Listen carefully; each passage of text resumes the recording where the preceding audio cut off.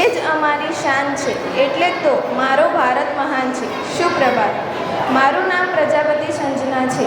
હું ધોરણ 8 ગુજરાતી મીડિયમમાં અભ્યાસ કરું છું. સૌપ્રથમ સૌને સ્વાતંત્ર્ય દિવસની ખૂબ ખૂબ શુભેચ્છાઓ.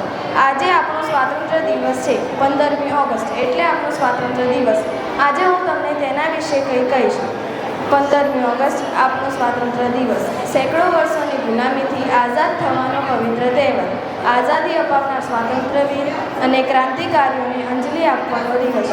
15મી ઓગસ્ટ 1947 સુધી આપણા દેશમાં અંગ્રેજોનું શાસન હતું. તેઓએ આપણા દેશને પાયમાલ કરી નાખ્યો હતો. લોકોના ગૃહ ઉદ્યોગો બળી ભાગ્યા હતા. પરિણામે હજારો કારીગરો બેકાર બન્યા હતા. એનો અર્થ એ કે અંગ્રેજોએ ભારતના લોકો પર પોતાનો હક જમાવ્યો હતો. તેથી લોકો પાસે કશું કામ ન હતું. કામ ન હોવાથી તેઓનું ગુજરાન ચાલી શક્યું ન હતું. અંગ્રેજોના જોર જુલમથી પ્રજા ત્રાસી ગઈ હતી. દેશને આઝાદ કરવા માટે ગાંધીજીએ સત્યાગ્રહની લડત શરૂ કરી હતી. તેમાં પ્રજાએ પણ પૂરો સાથ આપ્યો હતો. દેશને આઝાદ કરવા માટે ભગતસિંહ, ખુદીરામ, ચંદ્રશેખર આઝાદ, પ્રફુલ્લસિંહ જેવા યુવાનોએ હસતા હસતા પોતાની જાન કુરબાન કરી હતી. છેવટે 15મી ઓગસ્ટ 1947ના દિવસે આપણા દેશને આઝાદી મળી. ત્યારથી આપણે આ દિવસને સ્વાતંત્ર્ય દિવસ તરીકે ઉજવીએ છીએ.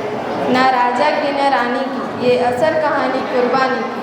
ना राजा की न रानी की, ये असर कहानी कुर्बानी की. सालों की ये बात पुरानी, ये असर कहानी आज़ादी की. ये असर कहानी आज़ादी की. वीरों ने है खून बहाया, भारत माँ को आज़ाद कराया. तिरंगा हमारा ऊंचा लहराया, तभी तो हमारा भारत महान कहलाया. तिरंगा हमारा ऊंचा लहराया, तभी तो हमारा भारत महान कहलाया. એક વાર ફરીથી સૌને સ્વાતંત્ર્ય દિવસની ખૂબ ખૂબ શુભેચ્છાઓ. જય હિન્દ.